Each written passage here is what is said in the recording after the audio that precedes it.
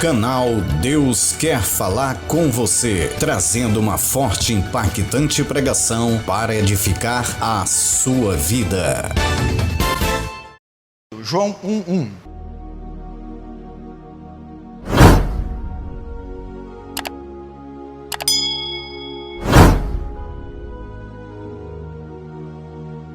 No princípio era o Verbo, e o Verbo estava com Deus, e o Verbo era Deus. Ele estava no princípio com Deus, verso 3. Todas as coisas foram feitas por intermédio dele, e sem ele nada do que foi feito se fez. Verso 4. A vida estava nele, e a vida era a luz dos homens. A luz resplandece nas trevas, e as trevas não prevaleceram contra ela. Mais uma vez o verso 4. A vida estava nele, e a vida era a luz dos homens. A luz resplandece nas trevas, e as trevas não prevaleceram contra ele.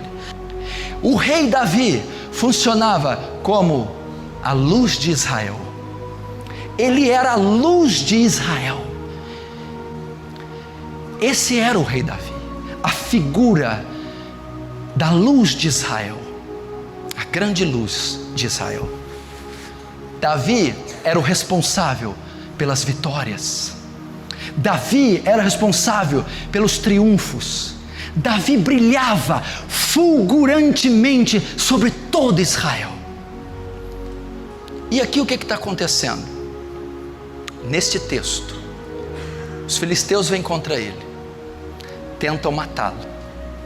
E um dos seus servos, Abissai, disse assim: nunca mais saia conosco da peleja, para que não apagues a lâmpada de Israel. Satanás queria apagar a lâmpada de Davi. Os filisteus sabiam que a causa da vitória de Davi, de Israel, era o seu rei. Os filisteus sabiam que a invencibilidade de Israel era dada pelo rei temente, pelo rei quebrantado, pelo rei humilde, pelo rei devoto que eles tinham. Os filisteus, os inimigos, sabiam que a causa do triunfo, do esplendor, da riqueza, da glória de Israel estava estampada no rosto do seu rei. Ele era a luz incandescente daquela cidade, daquele império, daquela nação. Então eles intentam mal para o quê? Apagarem essa luz, asfixiá-la, matá-la, apagar a lâmpada de Israel. Então um dos soldados disse: tirem Davi da guerra, para que eles não apaguem a lâmpada de Israel, para que eles não sufoquem, abafem a lâmpada de Israel. Meu irmão, enquanto eu orava e meditava, Deus me dizia: Satanás quer apagar a sua lâmpada. Satanás quer apagar a sua lamparina. Satanás está trabalhando, quer trabalhar para apagar a luz que está em ti. Você é a esperança desse mundo caído. Você é a luz que dá vitória ao povo de Deus. Você é a esperança daquela repartição caída, daquela instituição caída, daquela faculdade caída, daquela sala de aula caída, daquela família caída. Você é a luz. Você é a causa do reino de Deus avançar. É através de você, coluna e baluarte da verdade, que os principados e potestades conhecem a multiforme sabedoria de Deus. Você é a luz. Você é o pequeno Cristo. E Satanás está fazendo de tudo para apagar essa lâmpada, para que ela não brilhe. Está fazendo de tudo para que ela seja ofuscada, para que ela seja minguada. Jesus disse em Mateus 5: vós sois a luz do mundo. Não se coloca uma cidade edificada nos montes, Não se coloca uma lâmpada acesa debaixo da mesa, debaixo do alqueire, mas no velador, para que ela brilhe e os homens vejam a sua luz e glorifiquem a Deus através das vossas boas obras. Que boas obras são essas? A substituição do ofício messiânico. As boas obras que Cristo disse: eu vou para o Pai, mas virão outros que em meu nome farão obras maiores do que as minhas. É a reconciliação dos gentios com Deus, é a pregação do Santo Evangelho, são as obras de caridade, é a nossa disposição de ensinar, de levar os gentios à salvação. Essas são as boas obras, essa é a luz que Deus quer que brilhemos e manifestemos. Ele começa ofuscando ela. Notem, tem vários aqui que não estão com a luz de toda apagada, não é, Mauri? Mas ela está fazendo igual uma velhinha assim, qualquer brisinha apaga, está ofuscada, está tirando o foco, tirando o alvo, tirando você do seu chamado, do lugar secreto de oração, da piedade, está distorcendo o evangelho e o cristianismo na sua mente, fazendo você crer e viver um evangelho indolor, sem renúncia, sem santidade, crítico, distorcido,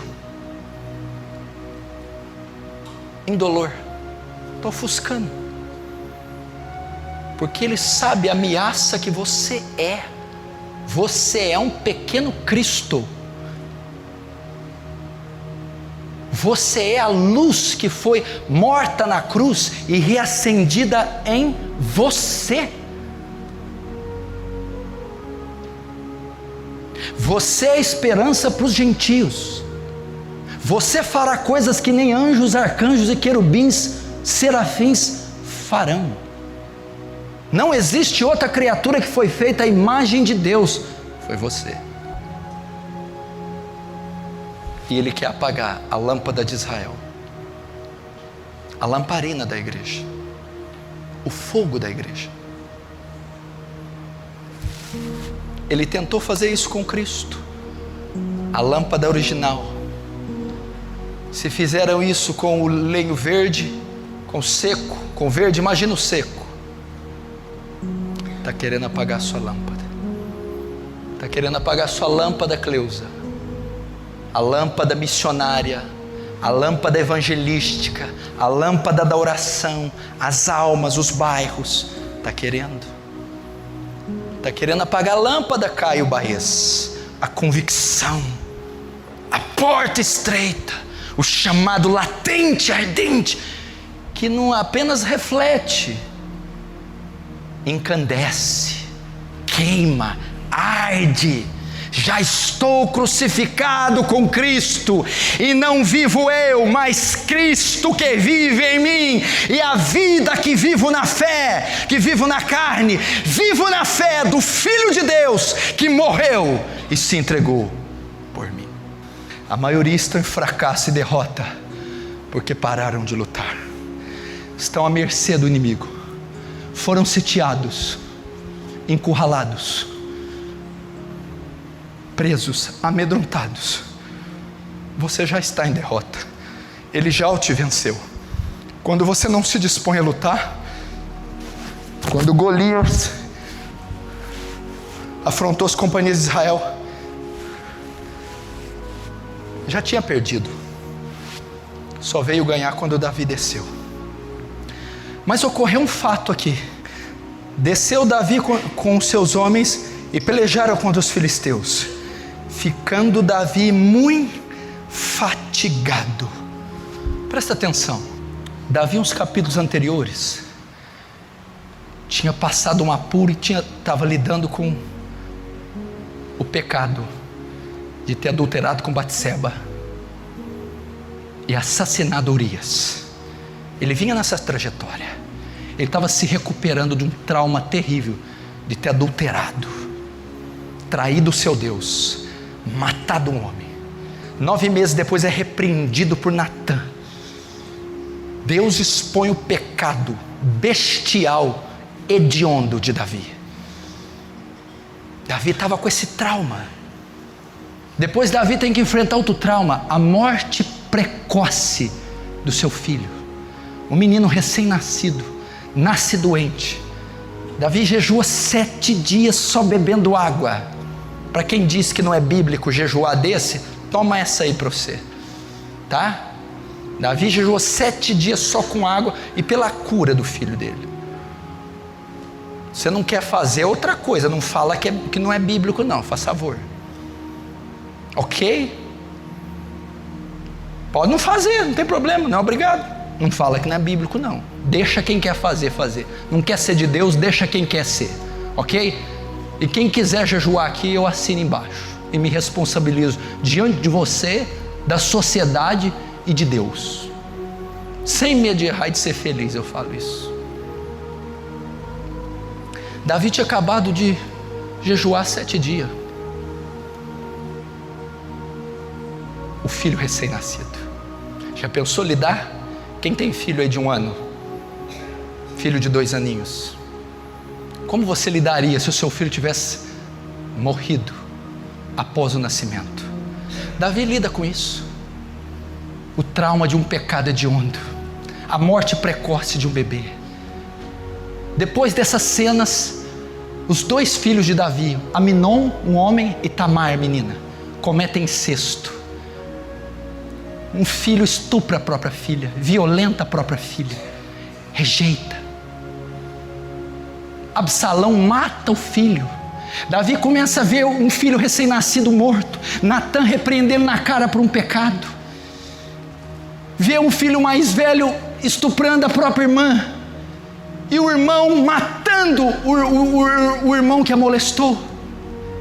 Depois Davi tem que lidar com o filho mais velho, Absalão, que quer dar um golpe de estado no pai, começa a perseguir o pai tem que fugir de Jerusalém, quer matar o pai.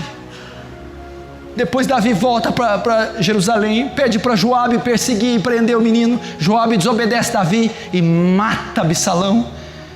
Davi chora pesadamente a morte de Absalão, vai dizer: Absalão, meu filho, Absalão. A morte de 2 filhos, a violência sexual de uma filha, o pecado. Davi estava passando por isso, e nesse inteirinho enfrentando guerras, filisteus, amalequitas, exércitos, soldados, pelejas. Chega no capítulo 21, Davi está fatigado, cansado. Ele começa a lutar, e no meio da luta, Davi sente a idade. Davi está mais velho. Davi sente o peso da luta. A bagagem de Davi estava grande, já havia muitas marcas. Davi está cansado, fatigado, estressado, saturado. E no meio da peleja, ele sente cansaço. Ele sente fadiga, ele sente que ele não vai conseguir lidar com aquilo. Minha irmã, que ano foi esse? Quanta tensão, quanta luta, quanta provação, quanta tentação, quantas situações. Você está cansado. Presta atenção. Quando Davi estava no meio da peleja, Davi sentiu cansado e fadiga. Davi estava igual Paulo quando chegou na ilha de Malta, Atos 28. 14 dias naufragando, nadando até Malta e outros pegando em paus, não tinha força. Paulo e os 200 detentos chegaram aos frangalhos em Malta, cheio de micoses, inflamações, fome, fraqueza, cãibras, nadando, meu irmão, na costa. Eles não tinham força de lutar com uma formiga, eles estavam pele e osso, sem condição nenhuma. Eles chegaram ao beira-mar, eles chegaram na margem do mar, aos frangalhos. Davi sentiu isso e de repente veio um filisteu gigante. Davi, eu não tenho condição nenhuma de lutar contra esse homem. Veio um gigante contra Davi. Quando o gigante vem para matar Davi, dar o golpe de misericórdia, quando a espada está na garganta de Davi, é o fim para Davi. Chegou o fim, é o fim para você. Talvez você está no seu limite. Talvez você diz: eu não vou suportar mais, eu vou renunciar a esse ministério, eu vou renunciar meu chamado, eu vou renunciar a fé, eu vou renunciar a esse casamento, eu não tenho condição de lutar contra essa potestade. Então fio. Aí aparece Abissai. Quem é Abissai? Irmão de Joabe, um dos líderes de Davi. Abissai vem, socorre Davi, aparece de súbito. A palavra não narra de onde saiu esse homem. Apareceu, socorreu Davi, feriu o filisteu e matou o filisteu e salvou Davi. Não deixe de orar, não deixe de jejuar, não deixe de estudar as escrituras, não deixe de vir aos cultos, não deixe de ter comunhão com os santos, não deixe de fugir, lutar até o sangue contra o pecado. Não abandone seu ministério, o seu chamado. Não deixe de crer na eficiência, eficácia, suficiência do sacrifício sangrento e vicário. Não deixe de crer no santo sacro evangelho. Não recue, não ceda 1 milímetro de espaço ao inimigo. Não deixe sua lamparina apagar, a sua luz apagar.